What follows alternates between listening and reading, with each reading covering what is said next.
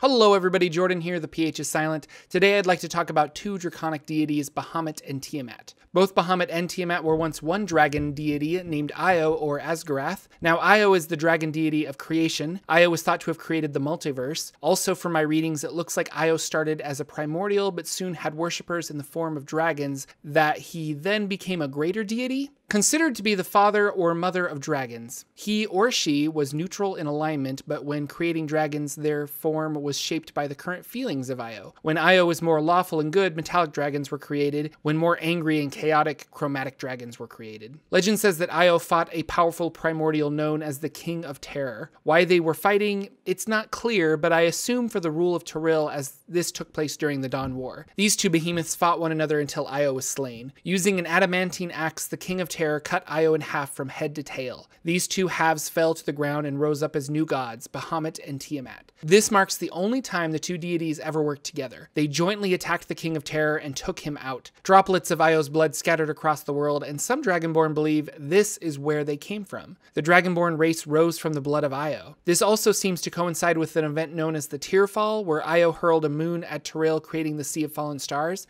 It was after this event dragons started to appear on Tyrell. Whether this was coincidence or Io sending his creations to the planet, it is unknown. Also, there is some confusion with this myth, as the timeline seems to indicate that the fight between Io and the Lord of Terror occurred before the Tearfall, but it was definitely Asgarath that caused the Tearfall. But how that could happen if he was dead, I don't really have an answer, but if you do, let me know in the comments below. Bahamut is also known as the Platinum Dragon, king of the good dragons and lord of the north. Bahamut is a draconic deity that has made his way into the Faerunian pantheon. He is often worshipped by metallic dragons and humans who valued enlightened justice. There are no other known platinum dragons, he is the only one. He has the power to shape change and would often walk the world dressed as an old human in peasant robes. Bahamut is stern and very disapproving of evil. However, he is a very compassionate deity, but his empathy has limits to those who corrupt and destroy for no reason. For those who bring evil into the world. At Bahamut's side are 7 great gold worms that follow him everywhere. When he takes the guise of an old man, they polymorph with him into 7 golden canaries or some other animal form. In his dragon form, he has silver white scales that sparkle and gleam even in the dimmest light. Other races worship Bahamut, but he is mostly worshipped by metallic dragons. Because of this, there are a few temples or clerics of Bahamut. You might find a half-dragon, not a dragonborn, serving as a paladin of Bahamut, although dragonborns could certainly be paladins as well.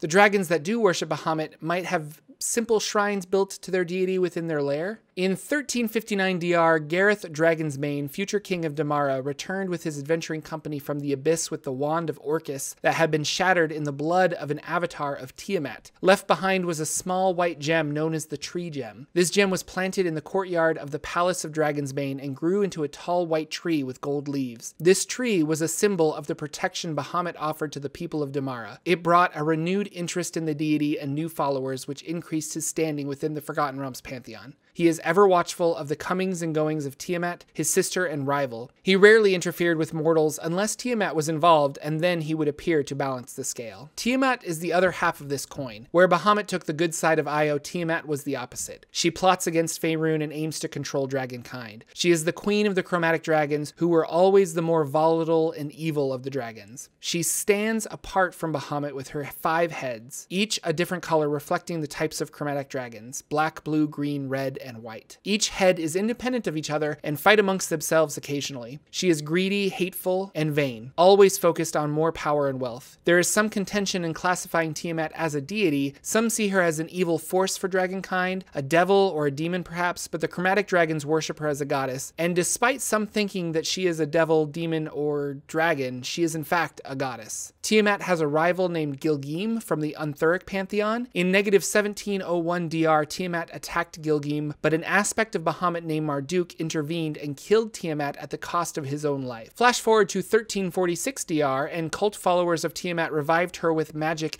in an aspect called the Dark Lady. Then, during the time of troubles, Gilgim and Tiamat fought, and again Gilgim won, with Tiamat's essence spread across Faerun into 3 separate dragons: Chazar, Gestanius, and Scuth-Osin. Chazar devoured the other 2 dragons, which revived Tiamat, and she took physical form once again. She returned more powerful and killed Gilgim, who wasn't revived until the events of the Second Sundering. It's unclear how Tiamat entered the Nine Hells. Some say she was banished there by Bahamut. Another theory is that she was sent there by a mighty curse from a forgotten god of giants during the war between the dragons and the giants. This curse brought an end to the war, but if Tiamat ever were to return, the feud between dragonkind and giants would start anew. Making her home in Avernus, the first layer of the Nine Hells, she cooperates with Asmodeus, offering to be his companion, devouring all who oppose him. The two have a binding agreement, and some believe it is this contract that keeps Tiamat stuck in Avernus. Tiamat used her magic to glimpse into the mind of Bel, the former lord of Avernus, thinking him ambitious enough to attack Asmodeus. However, once she saw his thoughts, Tiamat found out that Bel was instructed to keep her imprisoned. Apparently, Asmodeus doesn't trust her and wants to keep Tiamat under thumb. Although she is trapped in Avernus, she is free to roam around throughout that layer. Tiamat has created a fortress here in the Hells. It appears as a jagged crown-shaped mountain. 5 watchtowers, each carved to resemble the head and neck of a dragon, rise up from the main structure. Its main entrance is the roof, keeping away non-flying fiends. Most devils and demons have learned to steer clear from her fortress, otherwise be devoured by chromatic dragons that circle the perimeter. Tiamat, enraged that she is stuck in this layer of hell, she sent instructions to her followers, the cult of the dragon, to assemble a powerful artifact known as the Mask of the Dragon Queen, which would allow her to escape from Avernus and enter Tyrell. 2 very interesting deities that you could use in your adventure. If you want, you can play through the Wizards of the Coast adventure Rise of Tiamat and experience her escape from the Nine Hells. Special thanks to my patrons on Patreon that keep these videos going. If you'd like to support the channel, consider becoming a patron. Thanks again for watching and sharing these videos with a friend. I will see you all in the next one.